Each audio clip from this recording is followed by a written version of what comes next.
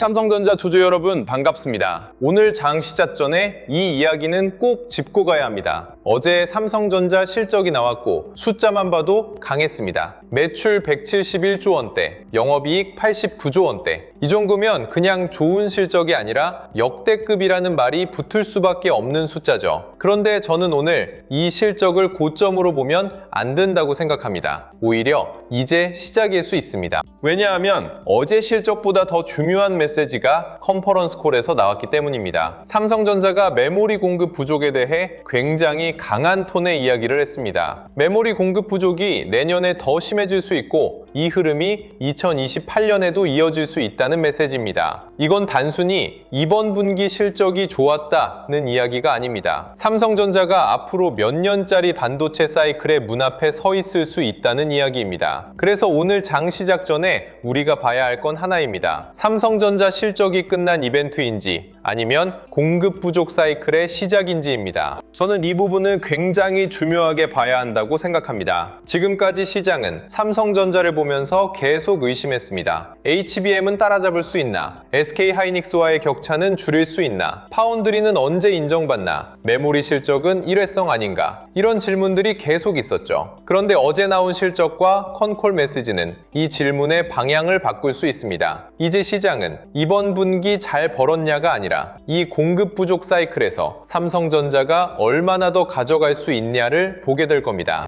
오늘은 이 이야기를 해보겠습니다. 삼성전자 실적은 왜 고점이 아니라 시작일 수 있는지, 메모리 공급 부족이 왜 내년과 2028년까지 중요한지, 그리고 HBM과 서버용 메모리, 기업용 SSD, 파운드리까지 어떤 돈길이 열릴 수 있는지 차분하게 풀어보겠습니다. 먼저 어제 실적부터 간단히 짚고 가겠습니다. 삼성전자는 2분기에 역대급 실적을 냈습니다. 그런데 이 실적을 볼 때 중요한 건 전체 숫자만 보는 게 아닙니다. 어디서 돈을 벌었느냐를 봐야 합니다. 이번 실적의 중심은 확실히 반도체였습니다. DS 부문이 전사 이익의 대부분을 끌고 갔다고 봐도 될 정도로 강했습니다. 반대로 모바일과 가전 쪽은 매출은 나왔지만 원가 부담 때문에 어려운 흐름이 있었습니다. 그러니까 삼성전자의 이번 실적을 한마디로 정리하면 이겁니다. 반도체가 다시 삼성전자를 끌고 가기 시작했다. 이게 정말 중요합니다. 한동안 삼성전자 주주분들이 답답했던 이유는 삼성전자가 좋은 회사인 건 알겠는데 시장에서 AI 반도체 주도주로 확실하게 인정받지 못했기 때문입니다. SK하이닉스는 HBM에서 먼저 치고 나갔고 TSMC는 파운드리에서 압도적인 위치를 보여줬습니다. 그러다 보니 삼성전자는 계속 좋은 회사인데 아직 증명이 필요하다는 평가를 받았습니다. 그런데 이번 실적은 적어도 반도체 이익 체력이 다시 살아났다는 걸 보여줬습니다. 여기서 끝나면 그냥 호실적입니다. 하지만 컨콜에서 나온 메모리 공급 부족 이야기가 붙으면 의미가 달라집니다. 이번 실적이 일회성이 아니라면, 그리고 메모리 공급 부족이 내년과 2028년까지 이어질 수 있다면 삼성전자에 대한 시장의 질문은 완전히 달라질 수 있습니다. 이번 분기 잘 벌었네가 아니라 앞으로도 계속 벌 수 있나로 바뀌는 겁니다. 그리고 그 답이 긍정적으로 쌓이면 삼성전자 주가를 보는 눈도 달라질 수 있습니다. 컨콜에서 가장 강했던 메시지는 메모리 공급 부족입니다. 메모리 반도체는 사이클 산업입니다. 수요가 강한데 공급이 부족하면 가격이 올라가고, 가격이 올라가면 이익이 빠르게 좋아집니다. 반대로 공급이 많아지고 수요가 약해지면 가격이 꺾이고 기업 이익도 크게 흔들리죠. 그래서 메모리 기업을 볼 때 가장 중요한 건 수급입니다. 수요가 얼마나 강한지, 공급이 얼마나 빠르게 늘어나는지, 재고가 어느 정도인지, 고객들이 물량을 얼마나 확보하려 하는지 봐야 합니다. 그런데 삼성전자가 컨콜에서 메모리 공급 부족이 내년에 더 심해질 수 있고 2028년에도 이어질 수 있다는 취지의 메시지를 냈다면 이건 시장 입장에서 굉장히 강한 말입니다. 왜냐하면 메모리 사이클이 짧게 끝나는 게 아니라 구조적으로 길어질 수 있다는 뜻이기 때문입니다. AI 데이터 센터 투자 때문에 HBM이 필요하고 서버용 D램이 필요하고 기업용 SSD가 필요합니다. 여기에 고부가 메모리 생산 비중이 올라가면 범용 메모리 쪽 공급도 쉽게 늘어나기 어렵습니다. 쉽게 말하면 AI가 메모리 시장의 판을 바꾸고 있는 겁니다.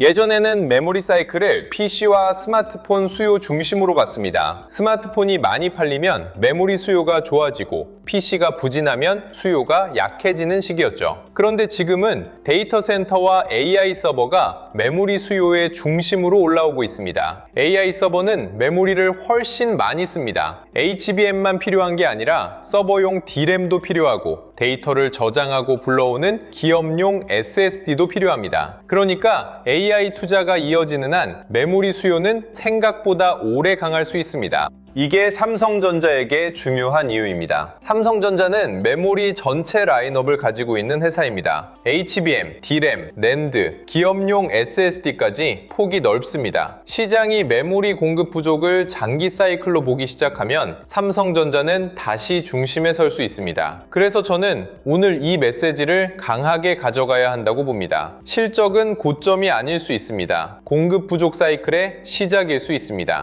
여기서 HBM 이야기를 빼놓을 수 없습니다. 요즘 삼성전자를 볼 때 시장이 가장 예민하게 보는 게 HBM입니다. 삼성전자가 아무리 실적을 잘 내도 HBM에서 신뢰를 확실하게 회복하지 못하면 시장은 계속 질문을 던질 겁니다. 고객사 인증은 어떻게 되고 있나? 수율은 올라왔나? 공급 확대는 가능한가? 차세대 제품에서는 경쟁력을 회복할 수 있나? 이런 질문이 계속 따라옵니다. 그런데 메모리 공급 부족이 장기화된다는 말은 HBM에도 중요한 의미가 있습니다. HBM 수요가 계속 강하고 공급은 제한적이라면 고객사 입장에서는 안정적인 공급망이 더 중요해집니다. 한 회사에만 의존하기보다 여러 공급선을 확보하려 할 가능성이 커질 수 있습니다. 삼성전자에게는 이게 기회입니다. 물론 기회가 자동으로 성과가 되는 건 아닙니다. HBM은 고객사 신뢰와 품질, 수율이 정말 중요합니다. 말로만 공급할 수 있다가 아니라 실제로 고객이 쓰고 안정적으로 납품되고 이익으로 연결돼야 합니다. 하지만 시장의 큰 방향이 공급 부족이라면 삼성전자가 다시 들어갈 문은 넓어질 수 있습니다. HBM 수요는 계속 늘어나는데 공급이 부족하다면 삼성전자가 품질과 수율을 증명하는 순간 시장의 시선은 빠르게 바뀔 수 있습니다.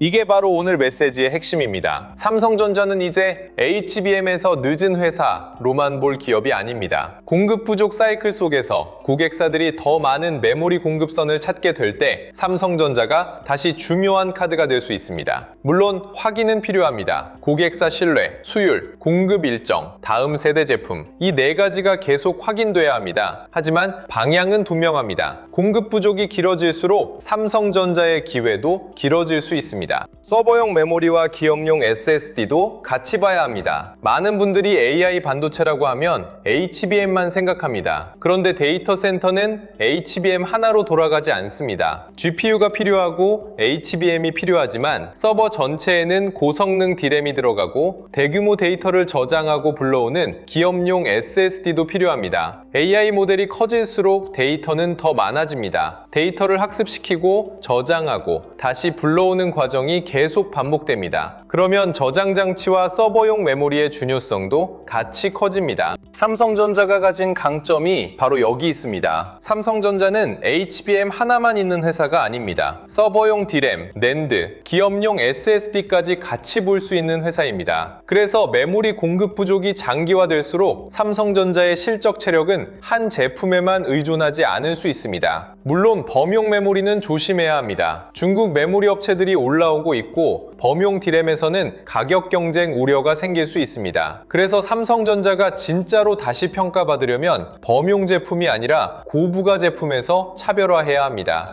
HBM, 서버용 D램, 기업용 SSD 이쪽이 핵심입니다. 고객사 인증이 까다롭고 품질과 공급 안정성이 중요하고 가격만으로 쉽게 뚫기 어려운 영역입니다. 메모리 공급 부족이 내년과 2028년까지 이어질 수 있다는 말은 단순히 메모리 가격이 오른다는 뜻만이 아닙니다. 고객들이 고부가 메모리를 미리 확보하려 하고 장기 공급 계약을 원하고 안정적인 공급망을 찾을 수 있다는 뜻입니다. 삼성전자가 여기서 고객을 잡고 제품 믹스를 높이고 이익률을 끌어올리면 이번 실적은 정말 시작이 될 수 있습니다. 파운드리와 첨단 패키징도 연결해서 봐야 합니다. 삼성전자를 메모리 회사로만 보면 이번 실적은 반도체 호황 정도로 끝날 수 있습니다. 그런데 삼성전자를 AI 반도체 공급망 전체로 보면 이야기가 훨씬 커집니다. AI 반도체는 메모리만으로 완성되지 않습니다. 칩을 설계한 회사가 있고 그 칩을 만들어줄 파운드리가 필요합니다. 그리고 GPU와 HBM, 여러 칩을 연결하는 첨단 패키징도 필요합니다. AI 칩은 성능도 중요하지만 전력 효율과 데이터 이동 속도, 발열 관리가 중요하기 때문에 패키징의 역할이 점점 커지고 있습니다. 삼성전자가 진짜 재평가를 받으려면 메모리 실적만으로는 부족할 수 있습니다. 메모리에서 강한 이익을 만들고 그 힘을 파운드리와 패키징 재평가로 연결해야 합니다. 최근 브로드컴 협력 이야기도 이 흐름에서 봐야 합니다. 단순히 큰 고객 뉴스 하나가 아니라 삼성전자가 메모리와 파운드리, 패키징을 묶어 AI 반도체 공급망 안에서 다시 역할을 만들 수 있느냐는 문제입니다. 시장의 질문이 바뀌어야 합니다. 삼성전자가 HBM에서 늦었나? 이 질문에서 멈추면 안 됩니다. 이제는 이렇게 물어야 합니다. 삼성전자가 메모리 공급 부족 사이클 속에서 AI 반도체 공급망 전체를 잡을 수 있나? 이 질문이 바뀌면 평가도 달라집니다. 삼성전자의 진짜 특징은 폭입니다. 메모리만 하는 회사가 아닙니다. 파운드리를 하고 있고 첨단 패키징을 키우고 있고 서버용 메모리와 SSD도 가지고 있습니다. 여기에 모바일, 전장, 디스플레이, AI 기기까지 연결되는 구조가 있습니다. 이 폭이 예전에는 부담처럼 보일 때도 있었습니다. 너무 넓게 하는데 다 잘하는 건 아니지 않냐는 말도 있었죠. 하지만 AI 반도체판이 커지고 공급 부족이 길어지면 이 폭이 다시 기회로 바뀔 수 있습니다. 물론 냉정하게 봐야 할 부분도 있습니다. 공급 부족이 길어진다는 말이 곧바로 주가가 계속 오른다는 뜻은 아닙니다. 시장은 그렇게 단순하지 않습니다. 좋은 코멘트가 나와도 외국인 수급이 따라오지 않으면 주가는 흔들릴 수 있고 미국 반도체주가 다시 약해지면 국내 반도체주도 영향을 받을 수 있습니다. 또 삼성전자 안에서도 약한 부분은 있습니다. DX 부문은 원가 부담이 있었고 모바일과 가전은 반도체만큼 강한 수익성을 보여주지 못했습니다. 파운드리도 아직은 고객 확보와 수율, 수익성에서 더 많은 확인이 필요합니다. HBM도 말이 아니라 실제 고객사와 공급으로 증명해야 합니다. 그래서 오늘 메시지를 무조건적인 희망 회로로 가져가면 안 됩니다. 하지만 그렇다고 이 강한 컨콜 메시지를 가볍게 넘겨서도 안 됩니다. 중요한 건 방향입니다. 삼성전자는 이번 실적으로 반도체 이익 체력을 보여줬습니다. 그리고 컨콜에서는 메모리 공급 부족이 더 길어질 수 있다는 메시지가 나왔습니다. 그러면 이제 시장은 삼성전자를 단순한 실적 발표주로 보지 않을 수 있습니다. 공급 부족 사이클의 중심에 있는 기업으로 다시 볼 수 있습니다. 다만 그 흐름이 진짜가 되려면 확인할 게 있습니다. HBM 고객사 신뢰, 서버용 메모리 수요, 기업용 SSD, 파운드리 고객 확보, 첨단 패키징, 외국인 수급, 거래 대금, 이게 같이 붙어야 합니다. 그러니까 결론은 이겁니다. 힘안은 강하게 가져가되 기준은 냉정하게 가져가야 합니다.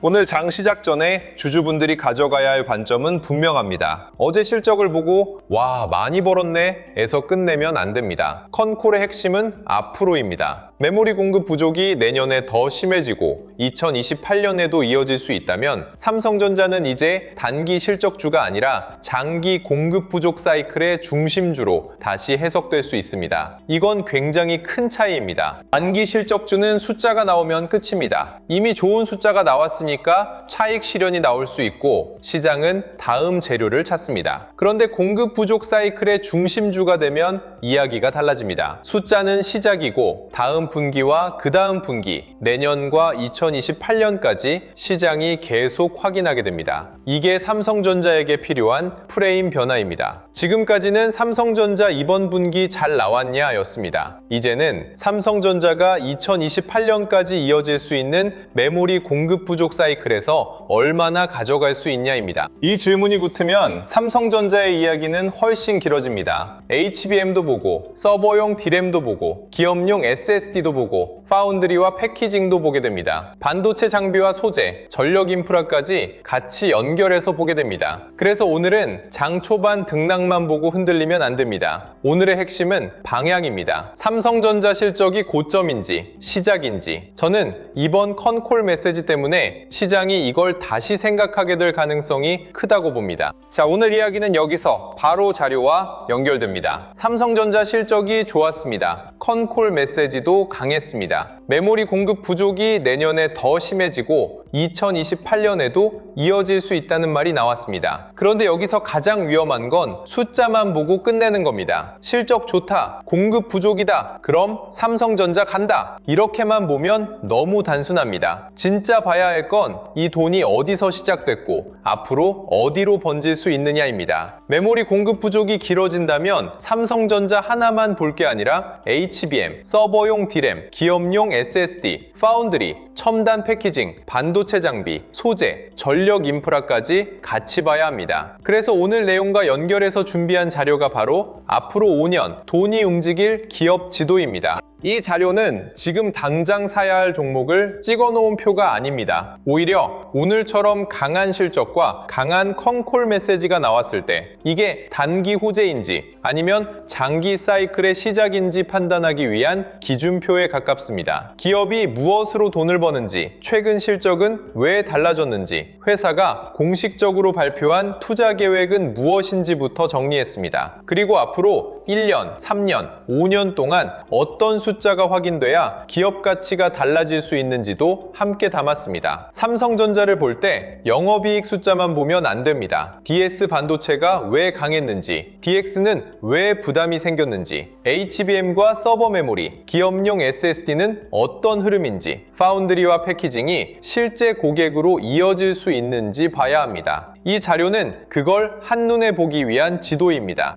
시장은 반도체, IT 및 플랫폼, 자동차 및 모빌리티, 화학 및 소재, 증권, 은행, 제약 및 바이오, 전력 및 인프라까지 8개 섹터로 나눴습니다. 메모리 공급 부족이 길어진다면 돈은 삼성전자 하나에만 머물지 않을 수 있습니다. HBM과 서버용 D램, 기업용 SSD가 강해지면 장비와 소재, 후공정 기업까지 관심이 번질 수 있습니다. AI 데이터 센터 투자가 이어지면 전력 인프라와 냉각, 전력기기까지 같이 봐야 합니다. 진짜 강한 사이클은 한 종목에서 끝나지 않습니다. 돈이 길을 만듭니다. 삼성전자에서 시작한 돈이 SK 하이닉스, 한미 반도체, 장비주, 소재주, 전력 인프라로 퍼지는지 확인해야 합니다. 이 자료는 그 돈의 이동 경로를 보기 위한 지도입니다. 자료 안에는 각 섹터에서 계속 관찰할 대표 기업 68개를 정리했습니다. 반도체에서는 삼성전자와 SK 하이닉스뿐 아니라 한미 반도체, HPSP, 리노공업, ISC처럼 장비와 부품, 테스트에 연결되는 기업들을 함께 볼 수 있고요. IT와 플랫폼에서는 네이버와 카카오, 자동차에서는 현대차와 기아, 현대모비스를 중심으로 전장과 자율주행 흐름까지 볼 수 있게 했습니다. 이 기업들을 전부 사야 한다는 뜻이 아닙니다. 오늘처럼 삼성전자 컨콜에서 강한 메시지가 나온 뒤에는 시장이 어디까지 반응하는지 봐야 합니다. 삼성전자만 움직이는지, 메모리 대형주가 같이 움직이는지, 장비와 소재까지 돈이 퍼지는지, 전력 인프라까지 관심이 확산되는지 확인해야 합니다. 진짜 시작이라면 돈은 한 곳에만 있지 않습니다. 섹터 전체로 번질 수 있습니다.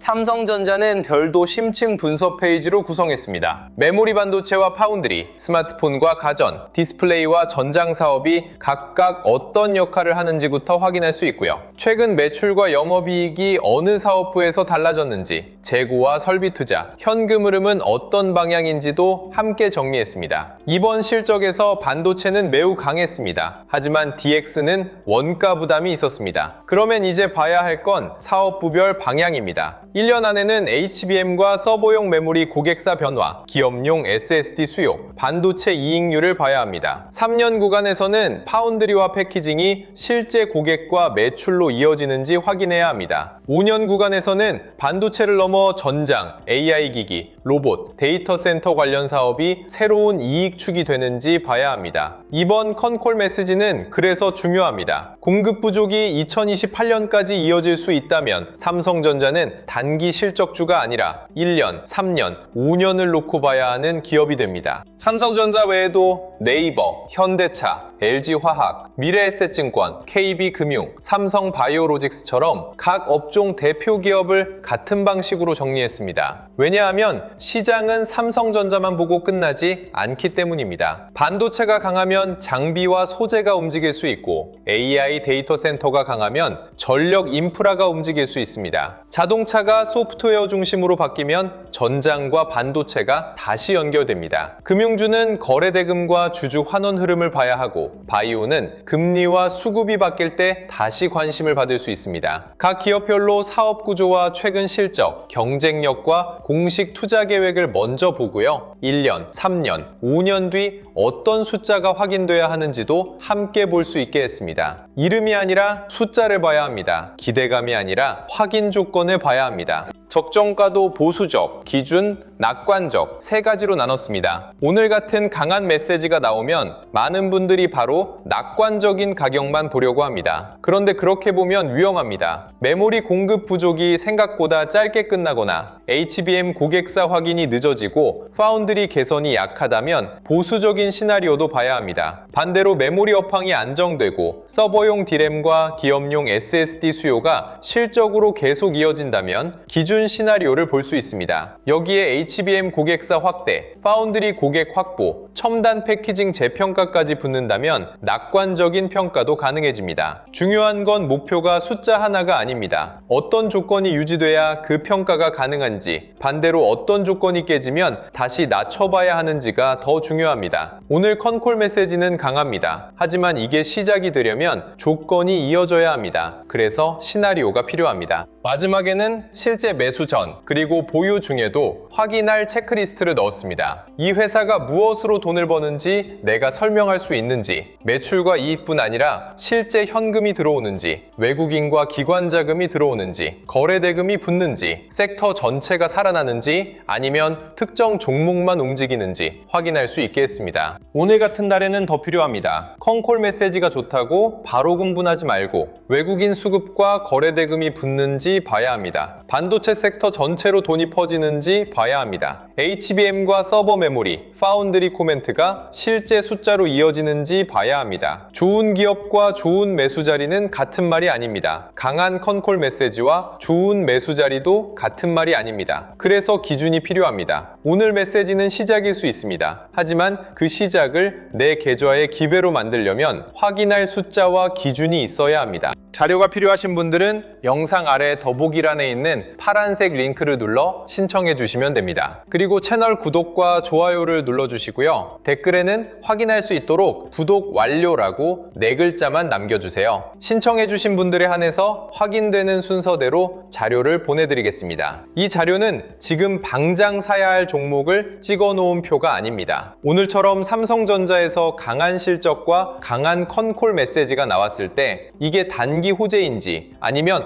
앞으로 5년 돈의 이동이 시작되는 신호인지 판단하기 위한 지도입니다. 삼성전자 실적은 나왔습니다. 컨콜 메시지도 나왔습니다. 이제 진짜 봐야 할 건 다음입니다. 반도체에서 시작된 돈이 어디로 움직이는지, HBM과 서버 메모리, 파운드리와 패키징으로 어떻게 이어지는지, 그리고 그 흐름 안에서 어떤 기업들이 같이 움직이는지 확인해야 합니다. 마지막으로 오늘 이야기 정리해 보겠습니다. 삼성전자 실적은 강했습니다. 하지만 오늘 우리가 더 크게 봐야 할 건 컨콜 메시지입니다. 메모리 공급 부족이 내년에 더 심해지고 2028년에도 이어질 수 있다는 말은 이번 실적이 단순한 한 번의 호실적이 아닐 수 있다는 뜻입니다. 이건 삼성전자에게 굉장히 중요한 전환점입니다. 반도체가 다시 돈을 벌기 시작했고 AI 데이터 센터 수요는 메모리 공급 부족을 길게 만들 수 있습니다. HBM, 서버용 D램, 기업용 SSD, 파운드리, 첨단 패키징까지 삼성전자가 다시 평가받을 수 있는 길이 열릴 수 있습니다. 물론 확인할 건 많습니다. HBM 고객사 신뢰, 수율, 공급 확대, 파운드리 고객 확보, 외국인 수급, 거래 대금까지 봐야 합니다. 하지만 방향은 분명합니다. 삼성전자 실적은 고점이 아닐 수 있습니다. 공급 부족 사이클의 시작일 수 있습니다. 오늘 장 시작 전에 이 관점을 꼭 가져가셨으면 좋겠습니다. 단기 등락에만 흔들리지 말고 삼성전자가 2028년까지 이어질 수 있는 메모리 공급 부족 사이클에서 어떤 자리를 잡는지 봐야 합니다. 진짜 승부는 지금부터입니다. 다음 영상에서는 더 좋은 소식으로 찾아뵙겠습니다. 오늘도 시청해주셔서 감사합니다.